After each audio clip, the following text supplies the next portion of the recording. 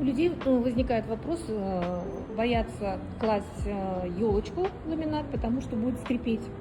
Так ли это? Смотрите, возможно, со временем может быть этот скрип, но из-за чего это появляется? Это в первую очередь полы, ровность полов. Второе, конечно же, руки мастера. Третье, если вы уже прям думаете, то, что он будет скрипеть и боитесь этого скрипа, то просто проклейте замки, либо укладите на клей. И тогда вы забудете, что такое скрип, и надежность, конечно, появляется.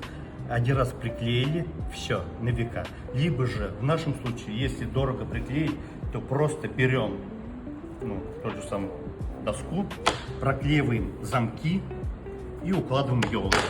Все, вы забудете, что такое скрип. Всё, понятно. Теснение в регистре вы можете каждое пощупать волокно дерева. Также идет фаска активная, четверообразная. Это все видно. Когда вы укладываете в больших объемах, в квартирах, либо в домах, очень круто смотрится.